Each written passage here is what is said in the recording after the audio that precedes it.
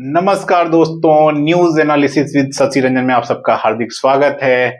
आज के इस वीडियो में हम चर्चा करेंगे लोकपाल पे कि लोकपाल है क्या और ये क्यों सुर्खियों में था। तो सबसे पहले जान लेते हैं कि लोकपाल सुर्खियों में क्यों रहा। दरअसल बीते 16 अक्टूबर 2025 को देश में भ्रष्टाचार से निपटने वाली सबसे बड़ी संस्था लोकपाल ने एक टेंडर जारी किया कि उसे 7 BMW कार चाहिए और अभी वर्तमान में लोकपाल में कुल 7 मेंबर हैं। तो उन 7 मेंबर्स के लिए 7 BMW कार का टेंडर जारी किया गया। इस टेंडर का कुल वैल्यू 5 करोड़ रुपए था। 5 करोड़ रुपए में 7 BMW कार।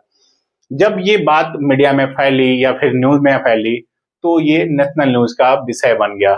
दरअसल सबसे पहले शुरुआती जो कुछ आलोचक थे उनमें नाम है नीति आयोग के एक्स सीईओ श्री अमिताभ कांत जी का। ऐसे ही एक फेमस वकील हैं श्री प्रशांत भूषण, उन्होंने भी एक ट्वीट करके अपनी नाराजगी व्यक्त की।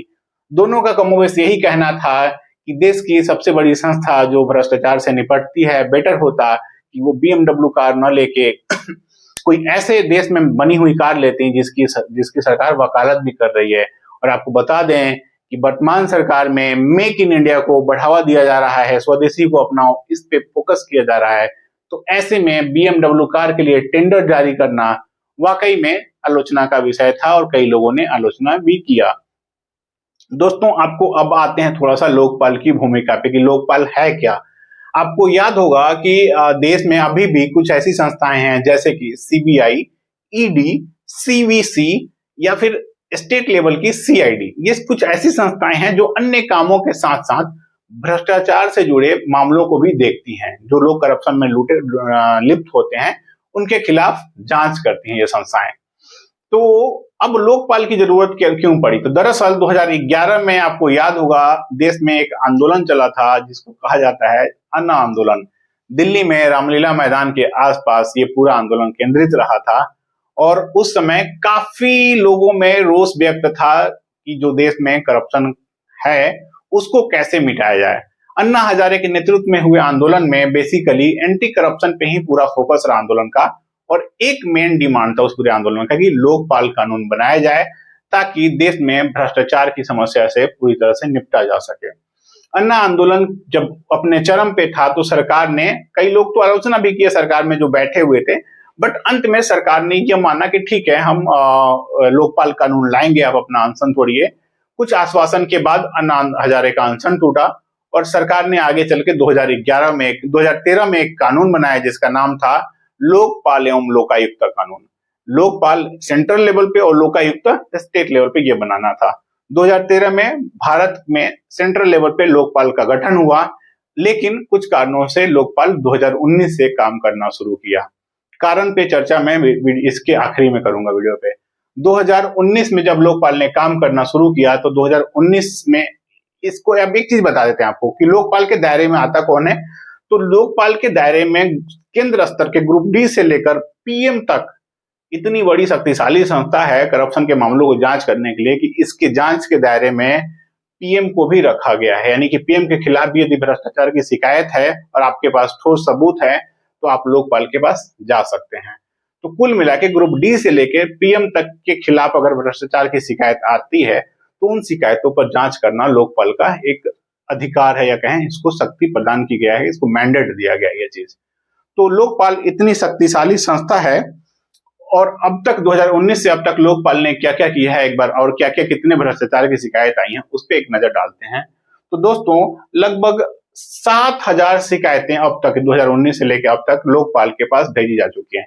इन 7,000 शिकायतों में से लोकपाल के पास अपना एक इंटरनल इंक्वायरी विंग होता है, वो ये जांच करती है कि शिकायतें या तो निराधार तो नहीं है, कहीं ऐसा तो नहीं है किसी ने अपना पॉलिटिक्स चमकाने के लिए या किसी को नीचा दिखाने के लिए शिकायत किया है। तो कई आधारों पे इन शिकायतों की जांच की जाती है और अब तक 7,000 में से कुल द हिंदू की एक रिपोर्ट के मुताबिक 24 और लोकपाल की वेबसाइट पे जो लिखा हुआ है उसके हिसाब से 39, यानी कि इन 7,000 लगभग 7,000 केस में से या शिकायत का जो मामला था उसमें से अब तक 39 या कहें कि 24 मामलों में लोकपाल ने अपना जांच किया, जो जांच CBI या CVC को सौंपा गया। दरअसल लोकपाल जब जांच का व्यापक जरूरत होता है तो वो CBI और CVC की हेल्प लेता है। सीबीआई आपको बता दें कि भ्रष्टाचार से निपटने के लिए तो ऐसे ही फेमस है, कई जगह आप सुनते भी रहते हैं सीबीआई का छापा पड़ा।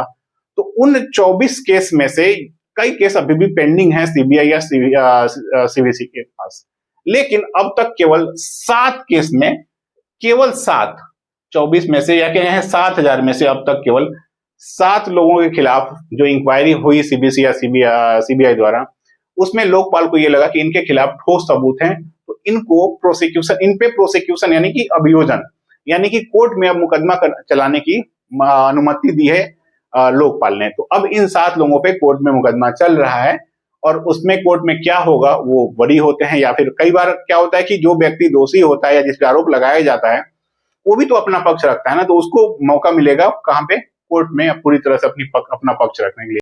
तो इन 7 लोगों में से अभी किसी को भी, एक तरह से कहें कि अब तक लोकपाल ने किसी को भी भ्रष्टाचार के मामले में जेल के सलाखों तक नहीं पहुंचाया है। तो दोस्तों ये थी पूरी लोकपाल की एक कहानी। अब आते हैं कुछ फैक्ट्स पे कि लोकपाल जो 2013 में कानून बना था, तो लोकपाल का क्या काम है वो मैंने बता दिया कि भ्रष्टाचार के खिलाफ जो भी शिकायतें हैं उससे निपटने के लिए देश की सर्वोच्च बड़ी संस्था है। लोकपाल में कुल अधिकतम 8 सदस्यों की बात की गई, इसमें कुल 8 सदस्य अधिकतम होंगे, उनमें से आधे सदस्य महिला, ओबीसी, एससी, एसटी या फिर अल्पसंख्यक वर्ग से होंगे, ताकि किसी ऐसा ना लगे कि किसी के साथ अन्याय हो रहा है, उनके भी प्रतिनिधि होंगे लोकपाल में, ऐसी व्यवस्था की गई है। लोकपाल का जब 2013 में गठन हुआ, लेकिन लोकपाल 2019 में अस्तित्व में आया एक्चुअल रूप में, और 2019 में ही देश के पहले लोकपाल की नियुक्ति की गई। ऐसा क्यों? क्योंकि लोकपाल में ना एक चयन, कानून में एक चयन समिति की बात की गई है। चयन समिति में कुल 5 मेंबर होते हैं। शुरू में कानून में यह लिखा हुआ था कि विपक्ष का नेता इस चयन समिति में शामिल होगा, लोकसभा में विपक्ष का नेता।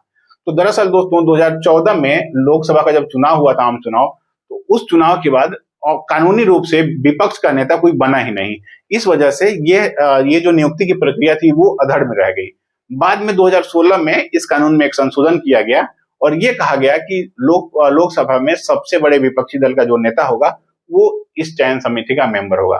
तो चयन समिति में कुल 5 मेंबर होते हैं आज के डेट में। वो ये है, पहला प्रधानमंत्री जो कि इसका चेयरपर्सन होता है चयन समिति का, दूसरा लोकसभा का अध्यक्ष, तीसरा लोकसभा में सबसे बड़े विपक्षी दल का नेता, चौथा जो सीजीआई है यानी कि देश का मुख्य न्यायाधीश है, या तो वो या उसके द्वारा नॉमिनेट किया गया कोई एक सुप्रीम कोर्ट का जज, पांचवा देश के राष्ट्रपति द्वारा नॉमिनेट किया गया एक कानूनी मामलों का जानकार व्यक्ति। तो ये 5 लोग मिलकर लोकपाल के सदस्यों के चयन की सिफारिश करते हैं और उनकी नियुक्ति की जाती है बाद में। तो ये चीजें हैं। इनके जो हटाने का है कि ये सदस्य अगर किसी भ्रष्टाचार में लिप्त होंगे तो कैसे हटाया जाएगा, तो दरअसल सुप्रीम कोर्ट द्वारा इसकी इंक्वायरी की जाती है, फिर राष्ट्रपति के आदेश से इसको इन सबको हटाया जाता है। लोकपाल के बारे में डिटेल में मैं जब अपनी संस्थाओं वाले सेक्शन में जाऊंगा, यानी एक नया लेक्चर शुरू करने वाला हूँ जिसमें उसका है टाइटल होगा इंस्टीट्यूशन करके, तो जो जितनी भी देश की संस्थाएं हैं उसमें लोकपाल भी आएगा, तो इस पे वहां पे जिक्र करेंगे। तो जो लोकपाल के बारे में सदस्यों की क्या योग्यताएं हैं, लोकपाल की और क्या उच्च उपलब्धियां हैं, लोकपाल के पास क्या कमियां हैं। एक कहा जाता है कि जुडिशियरी को लोकपाल के दायरे में नहीं रखा गया है, इसको भी रखा जाना चाहिए था। इन सब मुद्दों पे वहां डिस्कस करेंगे। तो दोस्तों ये था पूरा लोकपाल का एक संक्षिप्त आपके पास विवरण। चर्चा में क्यों था? क्योंकि BMW कार का इन्होंने टेंडर जारी किया था। बेटर होता वाकई में कि आप भारत में इतनी मजबूत गाड़ियां हैं महिंद्रा की, टाटा की, आप उन गाड़ियों में से किसी एक का चयन करते हैं। दोस्तों आपसे रिक्वेस्ट है, हमारे वीडियो को लाइक करिएगा और हमारे चैनल को सब्सक्राइब करना नहीं भूलिएगा। मिलते हैं अगले वीडियो में। धन्यवाद।